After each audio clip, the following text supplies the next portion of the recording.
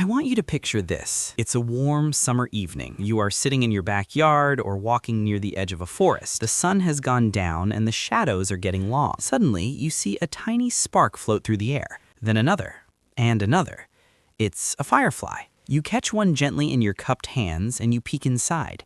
It glows with a soft yellow-green light. But here's the strange part. If you touch a light bulb that's been on for an hour, you'll burn your finger. If you hold a candle, you feel the heat. But the firefly? It's completely cool to the touch. How is that possible? How can a living creature generate light without generating heat? Is it electricity? Is it magic? Or is it something much more complex? Today, we're uncovering the chemical secret of the firefly, how they achieve an efficiency that human engineers are still trying to copy, and the dark reason why they actually flash. Welcome to Just Simple Things. To understand the firefly, we first have to understand how humans usually make light. For most of history, if we wanted to see in the dark, we had to burn something. Wood, oil, even the old incandescent light bulbs worked by heating a wire filament until it got so hot it glowed. This is called thermal radiation. The problem is, it is incredibly wasteful. An old light bulb wastes about 90% of its energy as heat, creating only 10% light. If a firefly worked like a light bulb, it would incinerate itself the moment it lit up. It would cook its own internal organs. So nature had to invent a different way, a way to create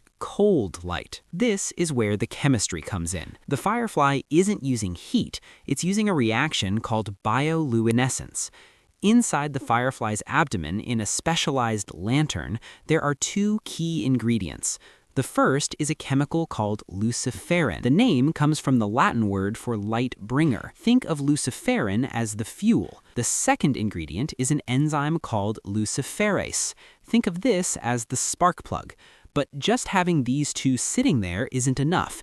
To turn the light on, the firefly needs a trigger. That trigger is oxygen. When the firefly inhales, oxygen rushes into its abdomen. The luciferase enzyme grabs that oxygen and mashes it together with the luciferin fuel. This reaction releases energy in the form of photons, visible light. But unlike a burning candle, this reaction loses almost no energy as heat. It is nearly 100% efficient. It is the most efficient light source in the world, far better than even our most advanced LED technology. So the firefly controls the light simply by breathing. It regulates the flow of oxygen to create those specific flashing patterns. Oxygen in, flash. Oxygen stops, dark. But here is the question you might not have asked. Why go to all this trouble? Why light up the night and reveal your location to every predator in the forest? The answer, as is often the case in nature, comes down to mating. The firefly's flash is a language. It's a love song written in light. There are over 2,000 species of fireflies, and each one has a unique code. Some flash quickly, some hold a long glow. Some trace shapes in the air like a J. The males fly around broadcasting their specific pattern, essentially shouting, "I am a healthy male of species A. Is anyone out there?" The females are usually waiting down in the grass. If a female sees a pattern she likes from her own species, she flashes back a specific response. It's a high-stakes conversation happening right over your head. But here is where the story gets a little darker. Remember how I said each species has a unique code? Well, there is a type of firefly called Photuris, often nicknamed the femme fatale. The females of this species have learned to mimic the flash patterns of other, smaller firefly species. When a hopeful male from a different species flashes his code, the femme fatale flashes back the correct response for his species. The male, thinking he has found a mate, lands nearby. But instead of romance, he gets eaten. The femme fatale devours him to steal his defensive chemicals, which protect her own eggs from predators.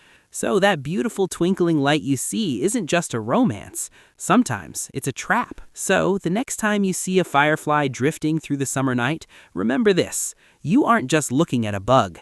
You are looking at a master of chemistry that has solved an energy problem human engineers are still scratching their heads over.